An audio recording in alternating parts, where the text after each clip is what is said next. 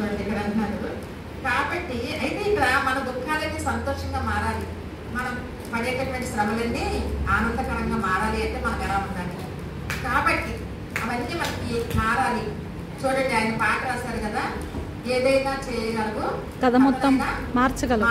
అసలు ఎంత చక్కటి పాట అంటే నిజంగా. ఏమైనా చేయగలవు, కథ మొత్తం మార్చగలవు. అంటే మన జీవితాలండి ఇటు నుంచి అటు మార్చగల శక్తిమంతుడు ఆయన ఒక్కడేనండి. మనం అనుకుంటాం మన గురించి మనం ఇచ్చేద్దాం అని ఒక్కోసారి మనం అనుకుంటాం, కానీ మనం ఏమీ చేయలేము. మనకు అటువంటి శక్తి కావాలంటే దేవుడే మనకి ఆ దైవిక బలం ఉంటేనే మనం చేయగలుగుతాం. ఆ దేవాదేవుడు మనకు తోడుకుంటేనే మనం చేయగలుగుతాం.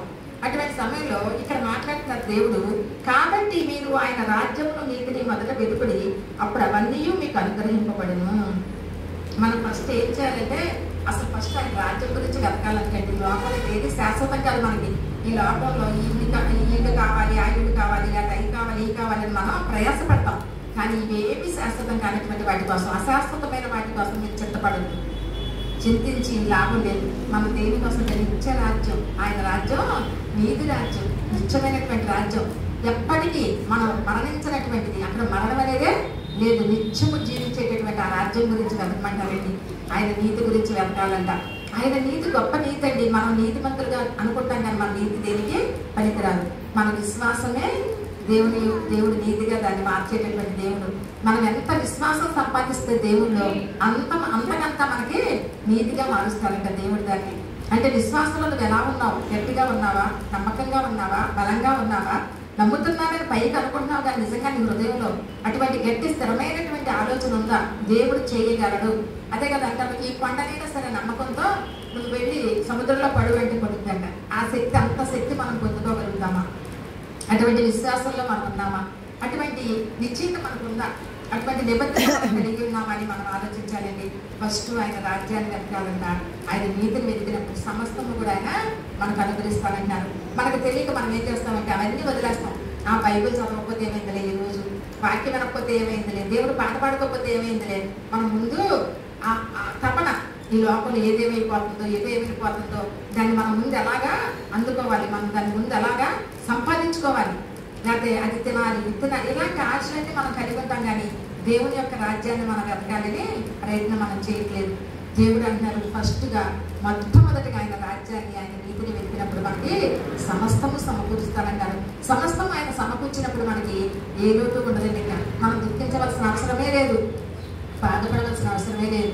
జనరల్గా అనుకుంటా ఉంటాం, అమ్మ ఏంటమ్మా ఈ కార్లు ఉన్నాయి, ఇల్లు ఉన్నాయి, బండ్లు ఉన్నాయి, లేకపోతే అప్పుడు బోర్డు ఆస్తుంది, రకరకాలుగా చెప్తా ఉంటాం మనం. కానీ వారిలో దాగి ఉన్న రహస్యమైనటువంటి బాధ మనకు తెలియదు.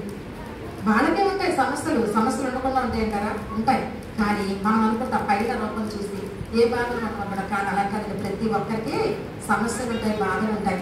తెలిసి తెలియక మనం చేసిన మన ప్రతి అపరాధాన్ని కూడా మన్నించమని చెప్పి దేవుడి దగ్గర మనం అడిగి, మనం ఆ పాపం నుంచి మనం దూరం అయిపోయిన తర్వాత దేవాది దేవుని యొక్క రాజ్యం కొరకు మనం ప్రయాసపడాలి.